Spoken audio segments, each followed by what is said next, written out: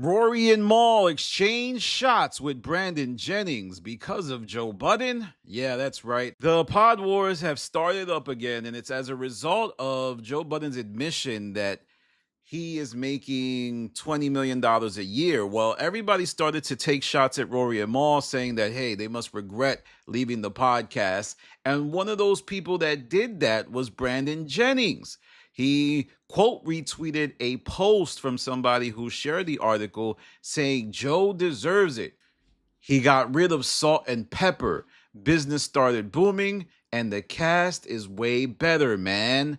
After that, Joe Budden would quote retweet it saying, strength emojis, thank you, prayers, power fist, all of that stuff. And then Brandon Jennings would say, I just see it for what it is. Dude gave them a position and he got greedy. I believe he's talking about Mal there. First, think in business, understand who company it is and who you work for. But that wouldn't be the end of this back and forth, as Rory would fight Mal's battle and say, last time I saw Brandon Jennings, I was at Highlight Room. He went out of his way to speak to me to tell me how much I respected how I handled everything with Joe, also called Joe a goofy. I said, until you and Mal settle your stuff, I don't feel comfortable speaking. He said, I can respect that, and I'll send you some merch. Strike my daughter down if I'm lying. This is some real weirdo-ish. You can just congratulate Joe on his success. I don't even know you like that. Then Brandon Jennings would follow up by saying, you was looking sad after the Joe thing, so I offered you some gear and said keep your head up. Never brought up Mal. It was literally 10 seconds. Now, he didn't deny that he called Joe a goofy, and at the time, everybody did kind of think Joe was goofy for firing Rory and Mal the way he did. It was a great episode, so I believe Rory when he says that Brandon Jennings called Joe a goofy, and Brandon Jennings just looked like wishy-washy to me. It looked like one day he'd be cool with you, the next day he won't really rock with you. Now, this is the beginning of the Pod Wars once again. I know a lot of people are like, Danny, why you keep talking about Joe Budden, Rory, and Mal? Well, it's because it is such a pop culture moment that anytime Joe receives any type of praise, people start to send shots at Rory and Mal and say, oh, you don't regret it? Rory and Mal, look at Joe. He's making millions of dollars without you guys. You guys suck. So then Rory and Mal, they start to defend themselves and the whole riffraff starts again. But if you look into this deeper, you have to really examine the relationship between Brandon Jennings and Mal. Remember, these guys were thick as thieves, cool as corn on the cob. But it also ties in with Joe Budden, because essentially it seemed like Mal used to live with Joe Budden at the compound. Everybody remembers the compound. It's where Manny, Ice, and a bunch of other people lived at some point, and they used to share out and grow together and live off their like young years. But things would end so bad that Mal would leave, and Joe Budden would highlight that in episode 437 that Mal left as the guy who was hiding cleaning detergent in his room. What happened was a girl that I was seeing at the time, she used to come over sometimes on the weekends and, do what girls do, wash your clothes, clean up like that.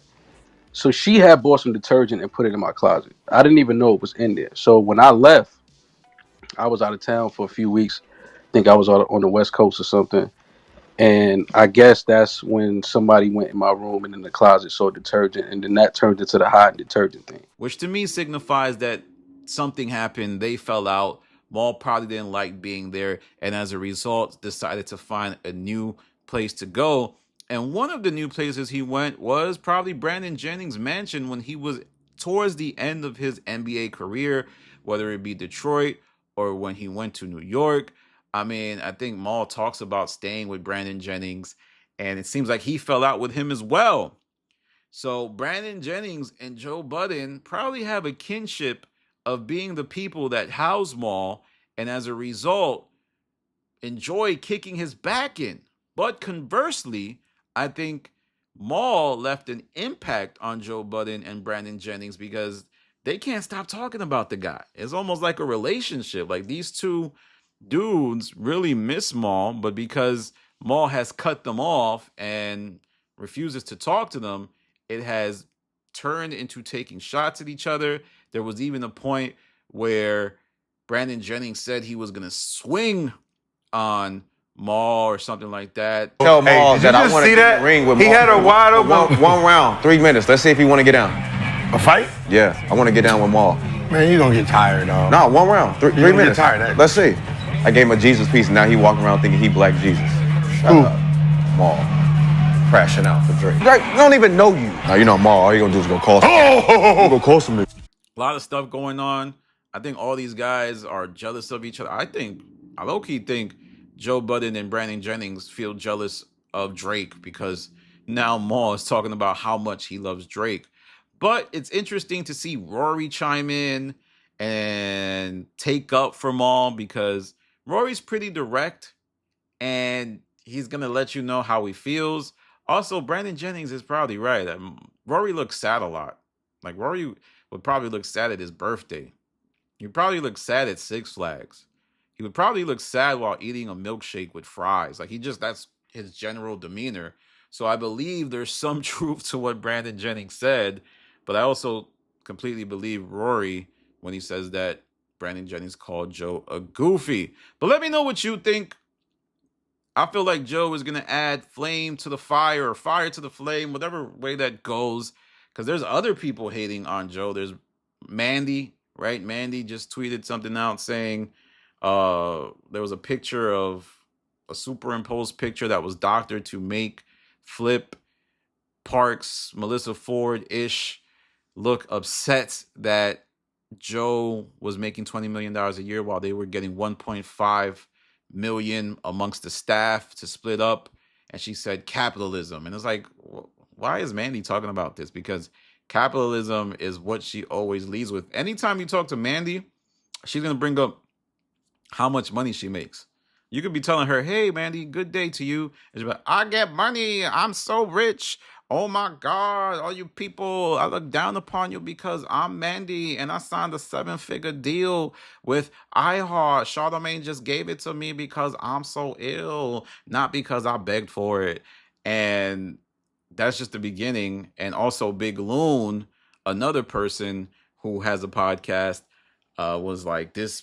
He went on this like tweet tirade about how his negotiations are going to change as a result of the Joe Budden admission of how much he's making, and also said that, you know, he did it without a rat fan base. He did it without all that. So there's a lot of hate going on.